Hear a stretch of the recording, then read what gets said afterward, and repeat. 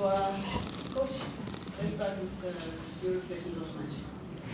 Yeah, a difficult match, of course. I thought we didn't start well. I think first 10-15 minutes, I thought we were a little bit shaky because Sundowns got a couple of moments behind us where I felt in terms of scanning and looking on the shoulders, because it's a team that they've got players that runs in behind, a lot of mobility in that team.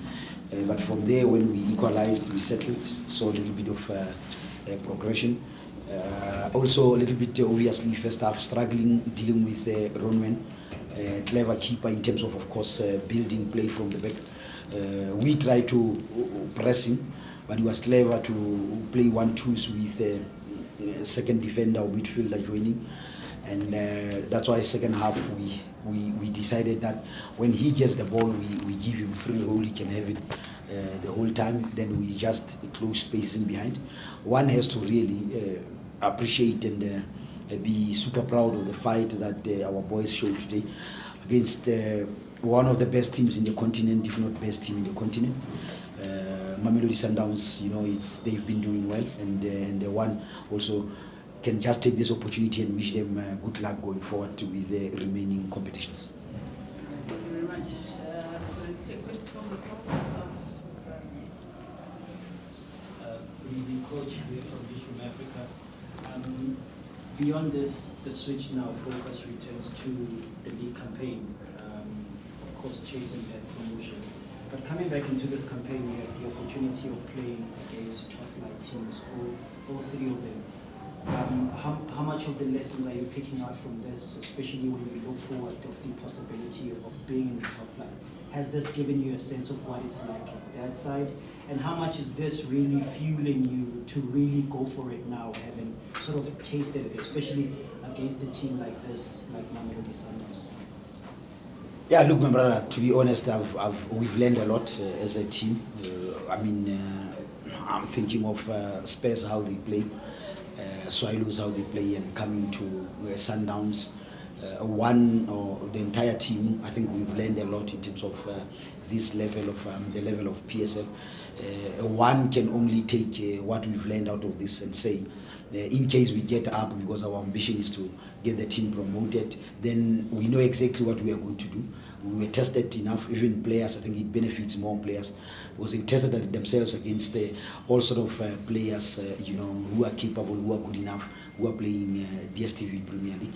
And for me, it's really exciting in terms of what I saw here, and we can only build from this and get encouraged going forward, because we've got big 7 games that they're not going to be easy. They're going to be difficult. Starting with Maritzburg on Tuesday, we need, of course, to encourage players to focus going forward. But in a nutshell, one learned a lot from these 3 DStv teams. Coach, I think a couple of months ago, some of us were sitting here after you lost in the promotion playoffs, and you weren't looking deflated or anything. You actually looked positive, which we were like scratching our heads about. And now you in the same position where you're fighting for promotion. You have had a deep cup run. Do you think that this team has improved since you were sitting there, crestfallen after that narrow miss of promotion? Yeah, look, I think we improved a lot from that situation, and we've learned a lot also out of that situation. That's why now our intention is to try and get the team promoted without really going through playoffs. We don't want to suffer the same thing that we suffered when we came here. And then you're quite correct, I was sitting here when we lost to Moroka Swallows. We don't want that, and the team, I think we have matured, including myself, because I'm still a student of the game. I think I've matured, I've learned a couple of things, all from the play of time, and one is to really focus and make sure that we compete and get automatic promotion. I don't want to, or we don't want to get to playoffs. It's a stressful sort of time. We don't want that. We are praying, we are hoping that we'll be able to get automatic promotion. Good evening, Coach. Congratulations on getting a Karabo from Super Sport. Coach, just your general sense in regards to you had an agreement with Sundowns with the two players that were not here. But generally, what's your sense or take in relation to say that players who are on loan cannot play up against their parent clubs in world football? That is allowed, but for you personally, not fixating that to Sundowns, but generally, is that a good omen? Is that maybe not a case of prove yourself against your parent club? What's your take in regards to that? Look, my brother, I'm one person when it comes to contractual matters. I don't want to really dwell much. I have to respect the authorities that make those type of decisions. And at this stage, I don't think I'm in a position really to choose a side and say whether it's right or wrong. We all knew before we brought Sibanyoni in that obviously Sundowns has got that in their clause, and we agreed to it at the time. And it will be unfair for me now at this stage to complain about that because we knew all along when we brought him in, we had a choice to choose any other player out there who was not going to really be in a situation like this. But we opted for Sibanyoni and Kuma and Kamaku because we knew that they're going to add value for us. But also we appreciate their contribution. They would have made a much difference, of course. But in terms of the question you are asking me, let me leave it for authorities. No, I was just asking about your opinion generally, not about this place, but generally, do you think is it a good thing? Look, you can say it's good, or I would say it's good because at least you're able to see other players that you didn't know, instead of seeing Sibanyoni every now and then. From our side, it was more to say, yes, Siba would have added value, but you still need, and on a positive side, as much as he didn't play in this match, he's fresh for Tuesday.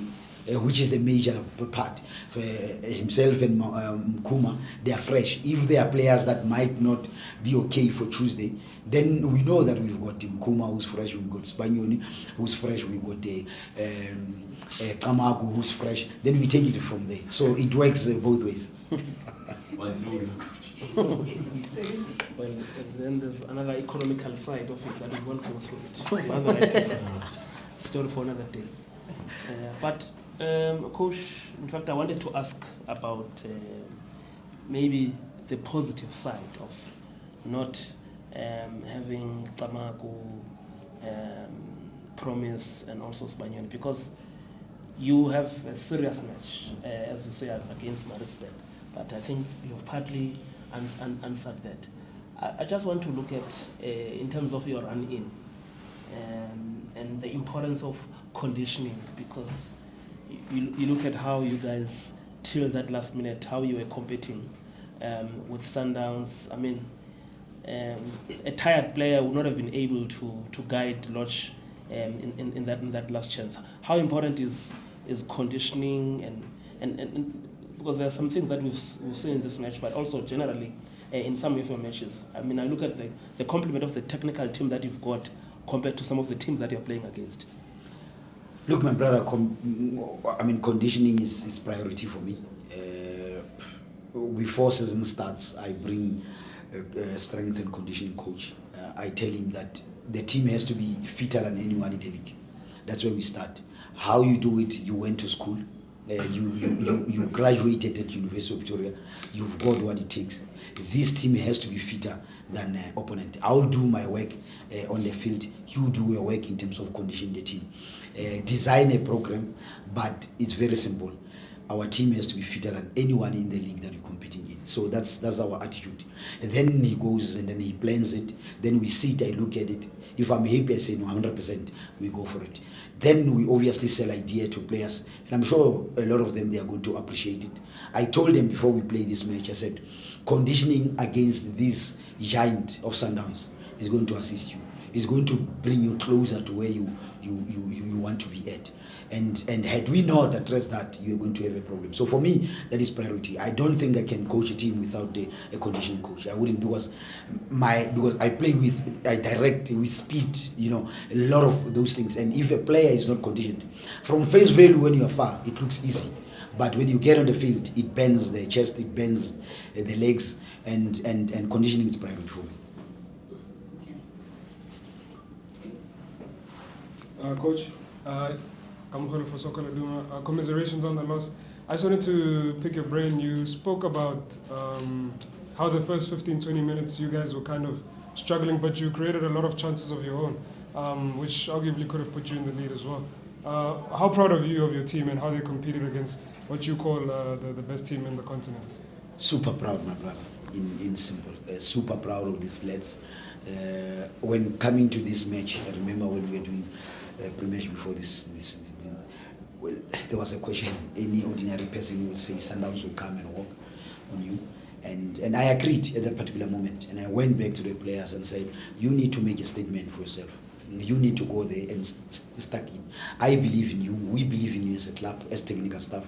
You got opportunity to play against one of the greatest players in the continent. So it will be up to you if you take this opportunity with two hands and assess yourself and begin to really send a message in the country to say we've got what it takes, we can compete really without blowing trumpet or being arrogant about it. So for me, I'm extremely proud of the effort and the commitment and tactical discipline that our players showed throughout.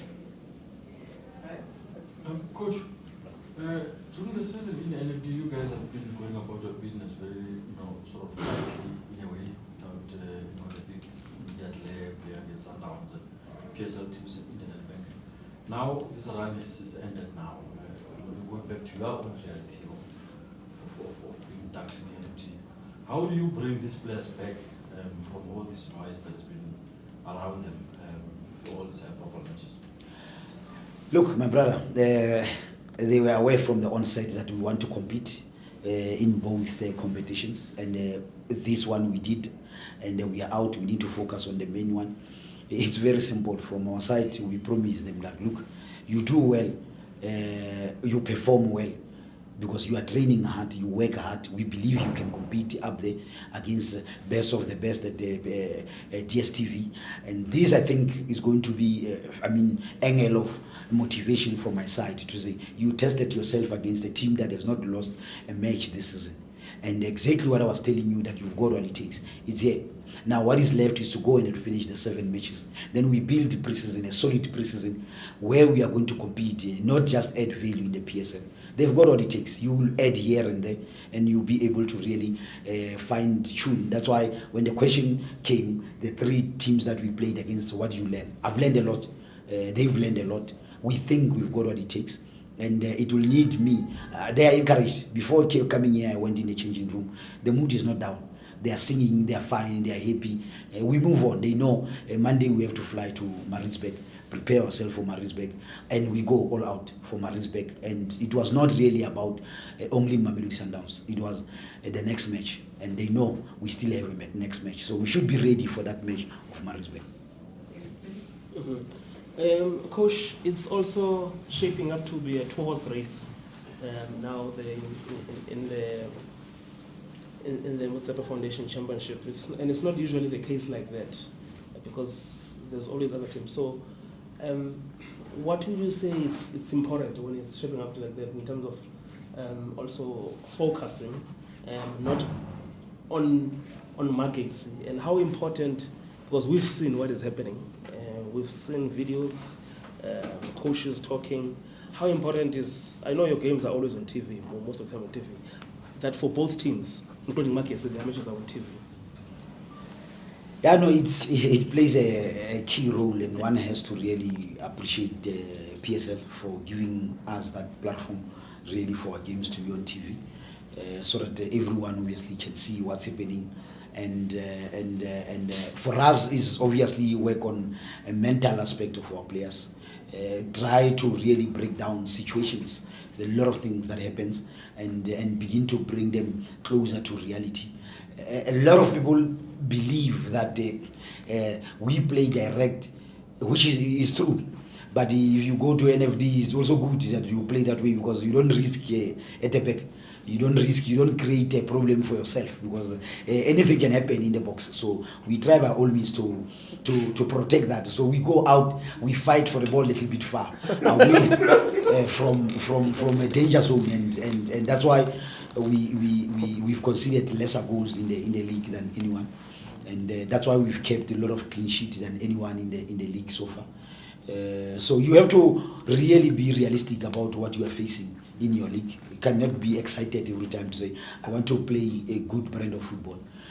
which is good. Sometimes it's good, but face your reality and then dance to that music, and we are dancing to it. So we are good. We are good. Even if it's not on TV, we try our best to do our best. But Coach, sorry, just a follow-up quickly on that one, because most people are not aware of this. Because most of the games that are not televised, there's just one camera, there's no offside camera, so it becomes a struggle. So I guess it talks to what you're talking about, especially those games that are on TV with no offside camera. Even the review committee cannot review that. Yeah, look, my brother, that one is difficult for me because I have not counted the cameras at our matches. I'll be committing suicide if I answer. I'm being honest. I've not counted cameras. How many cameras are there? If the match is not, even this match, I didn't count how many. So it will be difficult for me to answer that question. So. It's okay. Thank you very much. Don't commit suicide, coach. Boys, he's still with you. Yeah. He's wearing an SABC top, he must bring more cameras.